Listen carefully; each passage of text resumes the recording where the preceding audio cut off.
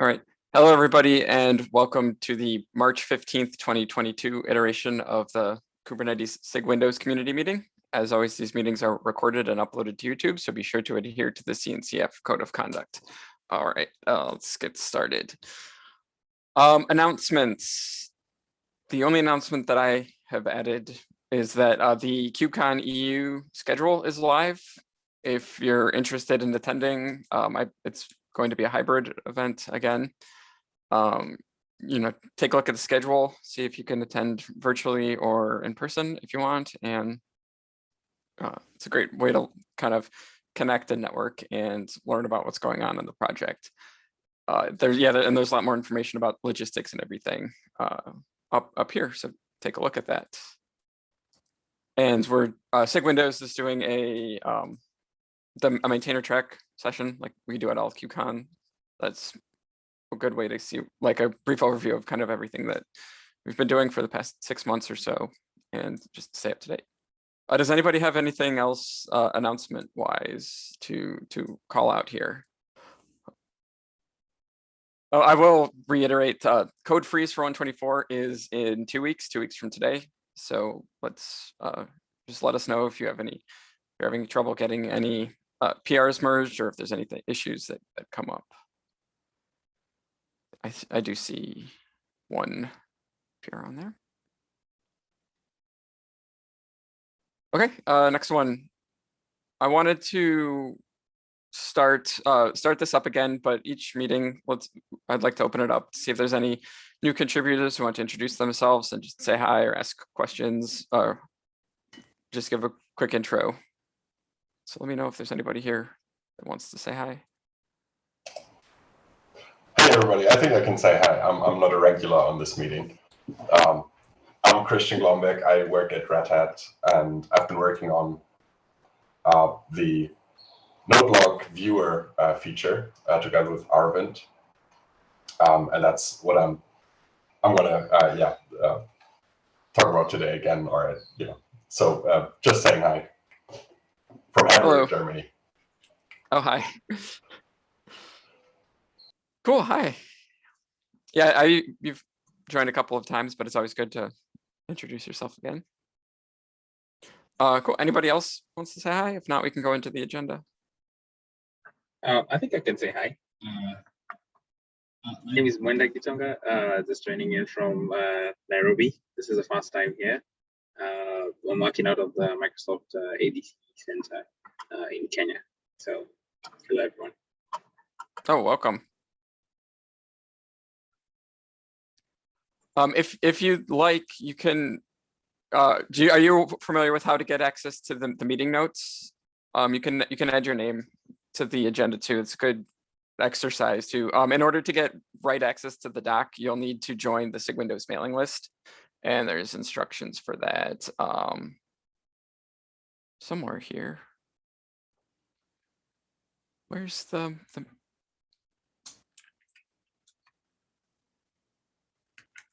do we not have instructions there? I thought we did. Okay, I'll add instructions to the top of the list. And oh yeah, so please join this Google Groups to get access to the doc. Okay, great. Welcome from Nairobi. Anybody else, or we can move on to the agenda. Hello everyone. I'm Mario Sopri. I'm from Cloud-Based Solution, and I'm currently working on adding soak tests for Windows in Pro. Excellent. Yeah, I saw an issue for that get opened and some discussion started. That'll be nice to have. Cool. Welcome everybody.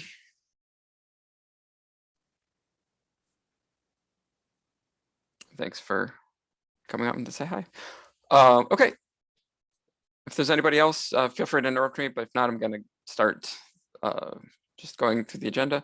First one is one that I added. I think I need Danny Cantor in the call, so I'll reach out to him afterwards. But this PR was opened. I opened this PR a while ago, I think at the end of 123, and this was to run the kubelet in a job object so that all inherited processes or all processes that the kubelet started would also get the priority boosts.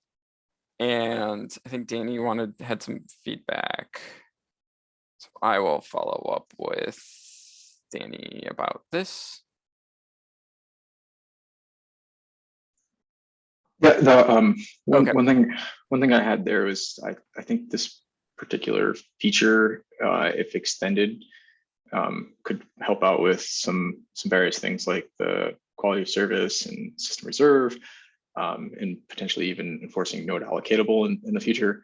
And so I think it's okay as it is, but eventually I'd like to dive deeper into how do we use this type of thing across multiple components and deliver some of these features that have been missing from Windows for a little while. Mm-hmm. Okay, yeah, we could continue this discussion in the PR, so we can move on to the next item. All right, Christian, do you want to? Mark, do you want to get that merged in 124 timeframe, that PR, or? I think we do. It looks like, yeah, I think we do. This extends the work that you did to set that process priority flag. Yeah. Well, yeah. I'd like to get it merged early so that if there are issues, we can detect them as early. So I'll probably reach out to Danny and James today and see if we can merge this, just in case we need to do anything. I think that's why we waited at 123, as this came in kind of late. Okay. Yeah, Christian, do you want to share a screen, or I can? I think I don't have anything really to demo. I think if you just show the PR here. I really just wanted to plug the PR again.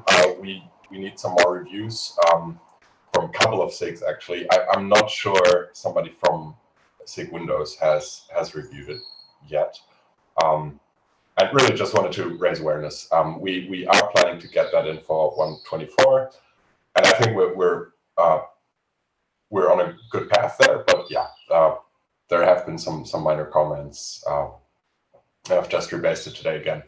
So if any of you could take a look, that'd be great. I've also tagged a few folks specifically already.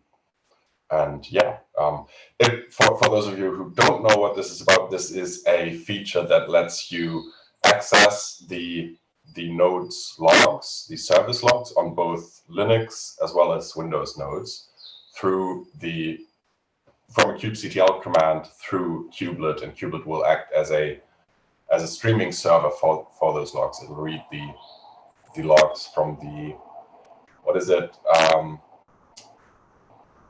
the application log provider on Windows, I think.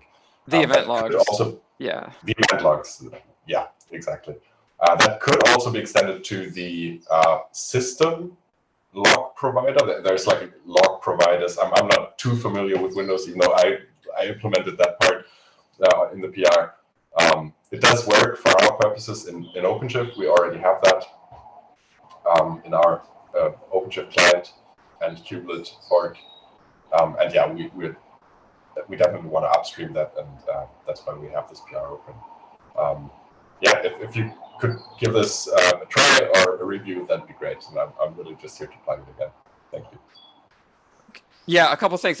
Arvin did demo this on the January 18th community meeting. There's the recording is available on our YouTube playlist if anybody's interested in checking that out. Good overview of the feature. I did review this. I had the one comment about the duplicate logs, and I see that I was out of office yesterday, so I didn't have a chance to look at this. That was my really only feedback. Was we should I've actually changed it so it looks at both. First, it looks at, I think, info dot anything, so it'll only get the past logs if it finds them, and then if it doesn't find any like timestamp logs, it'll look for the one that ends with info, and there's no dot and nothing afterwards. The idea of, I was discussing this with Arvind yesterday, and we were thinking it might suffice to just kind of get the latest if it's always named that way. If all the services put the latest one in this without the timestamp, just with the info at the end of the file name. Otherwise, we could, and this is the way I've implemented it now. I've changed that. We'll first look at all the timestamp blocks, and if there are no timestamp blocks, then we'll try to get the latest. But I'm not sure how the behavior is there, whether all of these services actually do. Is it a hard link or a symlink for the latest one? Yeah, that depends on the logging package that's used. So the behavior with where it creates a .info and links it, and I actually don't remember if it's a symlink or hard link. That's any component that uses the klog package. So most of the Kubernetes components, but other things like containerd use Logorus, which has slightly different behavior. So I'll take another look too. Might be good to do the behavior that you mentioned, where we'll check to see what if there's the files there, and then if not, we'll look for the .info. That is too. At least that'll get us out of the situation where we would see the latest logs twice, the way it is now. So yeah, if you could check that part of the code, that'd be awesome. And yeah, I'll definitely be addressing all those comments that are going to be coming in over the next couple of days, and rebasing as well. Yeah.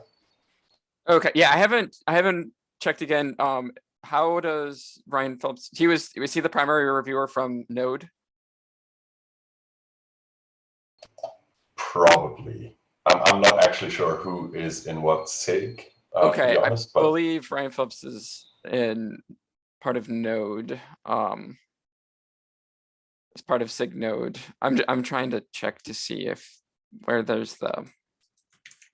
Yeah, Ryan is from SIG Node and Mache is from SIG CLI. Okay, so then do we need somebody? I guess SIG API machinery is probably going to be. Who did the PR? Was it Clayton or Jordan for the API changes? Good question. Okay, I'll take a look and we'll try and ping people, make sure that we get this in within the next 2 weeks. Awesome. I've tagged and pinged Maciej for SIG CLI, so that is kind of he's going to look at it. So that is hopefully going to be taken care of. Okay. The other things I'm not so sure. Yeah, I know Shane Jennings is from, or Seth Jennings is from Node also.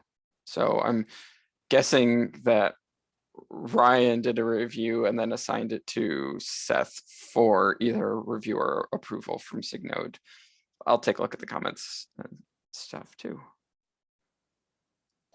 Awesome, okay, yep, and feel free to ping me on Slack if I'm not responsive enough here. Sometimes I miss GitHub comments just because I get so many. Don't feel bad about pinging me on Slack, and we'll figure out who all I appreciate that.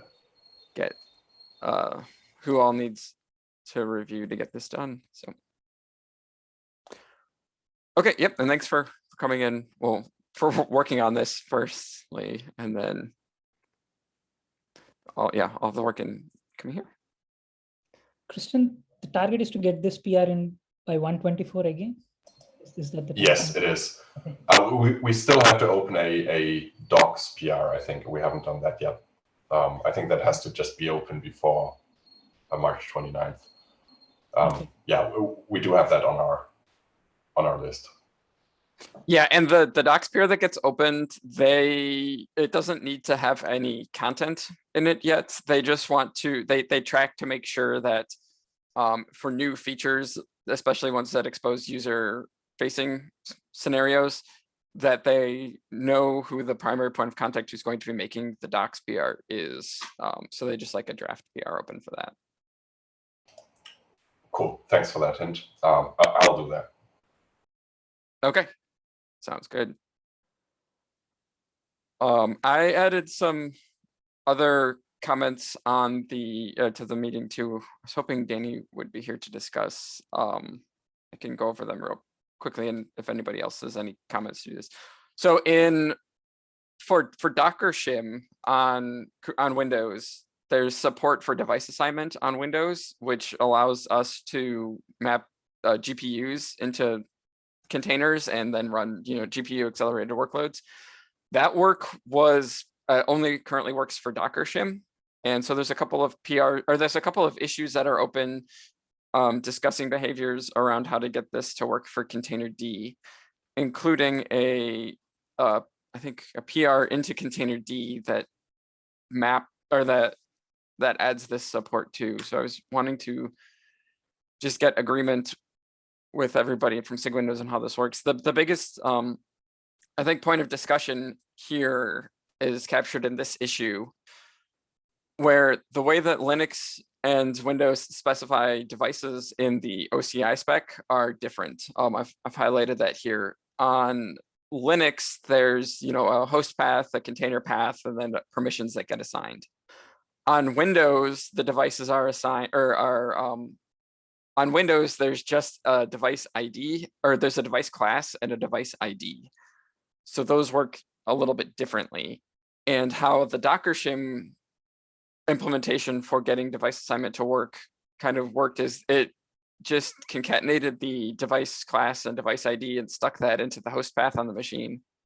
And Docker shim knew how to parse that out, or Docker shim and actually Docker knew how to parse that out.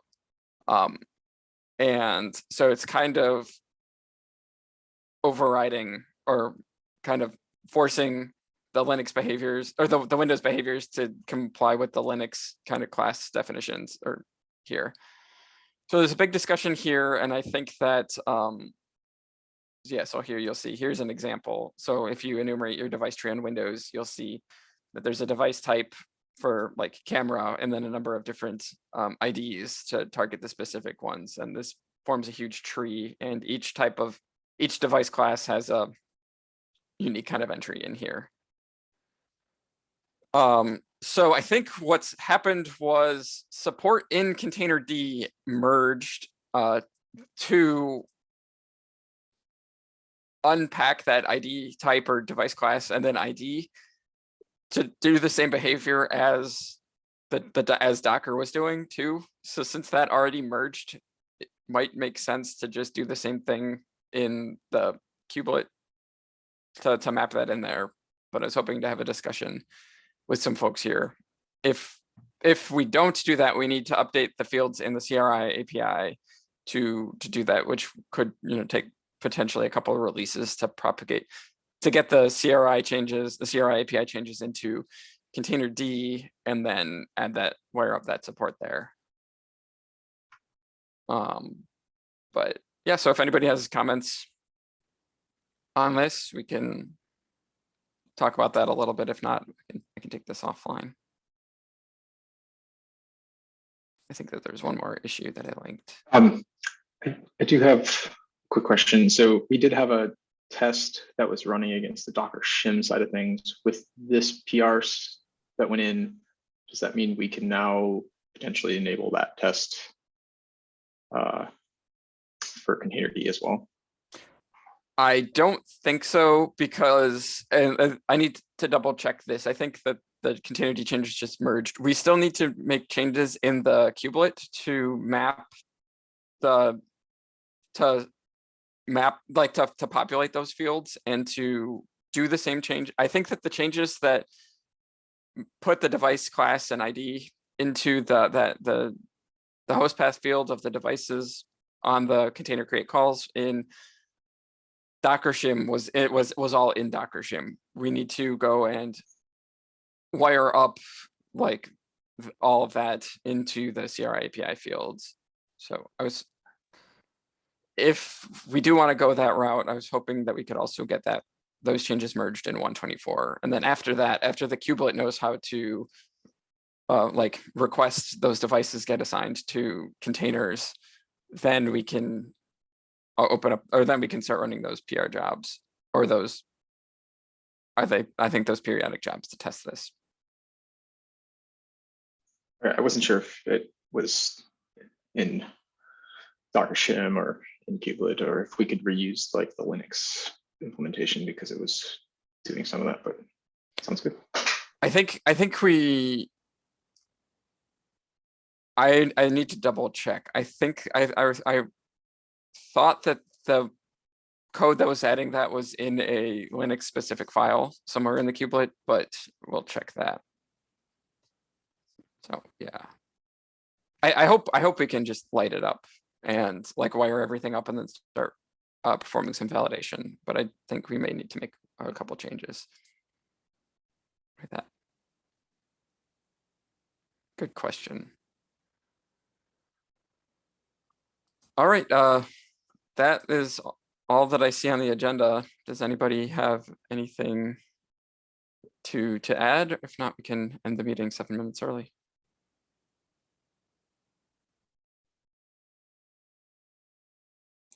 Going once. So one question regarding 2022 support. Will you guys notify when it officially gets released here in this forum? Do you mean when those bugs? The private, patches get officially merged. Yeah, so there's nothing that needs to get merged with that. We can make an update when we're for sure which set of the cumulative update packages those fixes are part of. We can do that. Okay, because we are trying to test everything with the private build, whatever was given by David, right? So we just want to make sure that we replace that with the official one. Yeah. Thanks. Yep. Muzz and David, can you help remind me, or like when we know which set of patches that's going to be released in?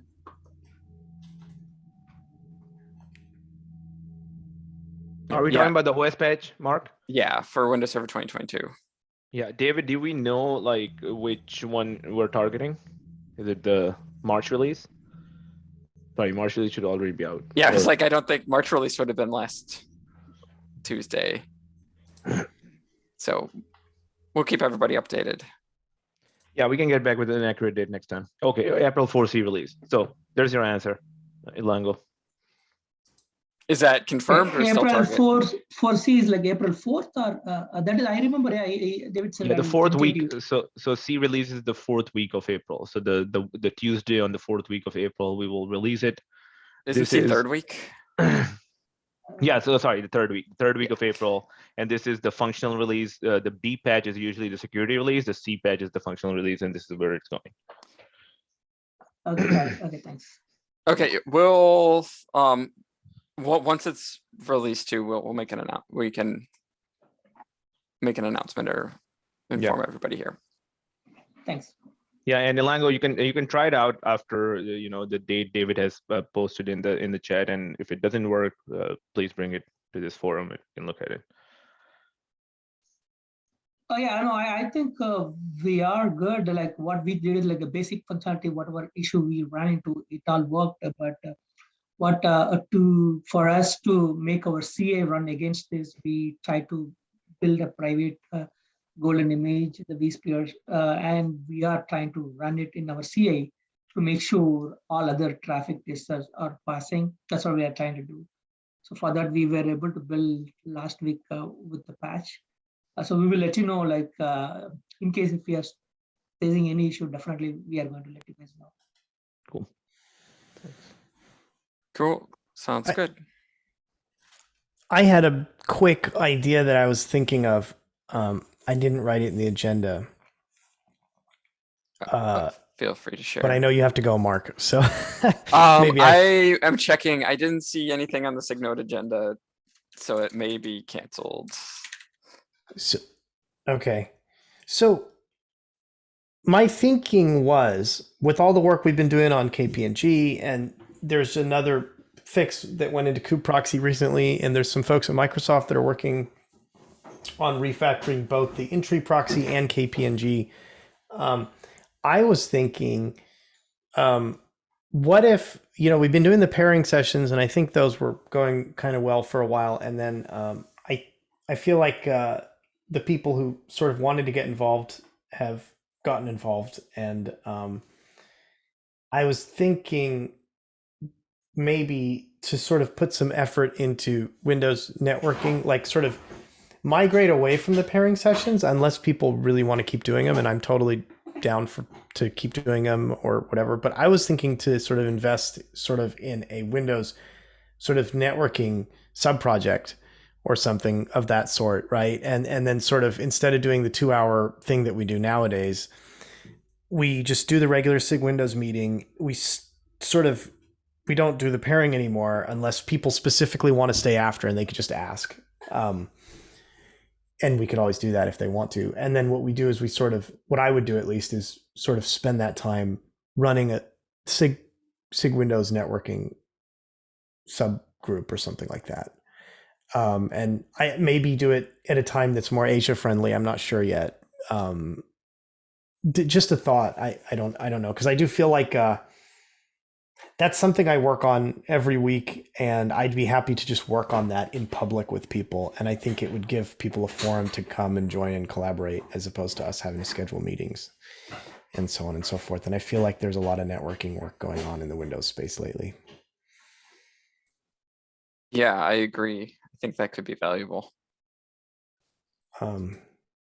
Cool. So if there's no major objections, I'll sort of get the ball rolling on it. But then I guess the question I'd have is, do people want to keep doing the pairing? And if so, would somebody else want to like run that? Or do we want to just stop doing pairing and it's just an as needed thing? If people want to stay after, they can, and we always give them the opportunity to do that. I think we can just do it as an on-demand type On thing. demand, okay. Yeah. And I did like the demo that Jamie did a couple of weeks ago too. Maybe we can interleave some of the, like if people want to do a presentation or about documentation or process that they've improved, we can interleave those in too. Okay, cool. But yeah, if there's kind of critical mass for a Windows networking sub project, let's do that for a while at least, and then we can reevaluate. Okay, I'm going to fish around and see. Okay, I'm going to ask some people and see who might be willing to come. Obviously, I'd be willing to come. I think we could probably get some of our Antria counterparts to come. And I think maybe we have some friends over at Microsoft that are working on this stuff, so maybe they'd be down to come also. And I'm going to ping people this week, and I'll start looking into this. And then if anybody wants to come and be a part of that group and help me run the group, just reach out to me on the SIG Windows Slack channel. And I think if we can get, say, 4 people that are interested in coming, I think maybe we can just start doing the paperwork. 4 or 5 people, something like that. Sounds Cool. good. Yeah, I do see an agenda now for SIG node, so I'm going to drop Okay. to go see status of all of their keps and everything. But so I'm going to Cool. stop the recording now, and then I'll let you, Jay or James or anybody, figure out if you're going to do the pairing. So Cool. bye all, and thanks for attending, everybody. Thanks. See Bye, you again everybody. next week. Hey, James, did a meme reach out to you about tomorrow for the Yeah. Azure? Yeah. Yeah. Cool.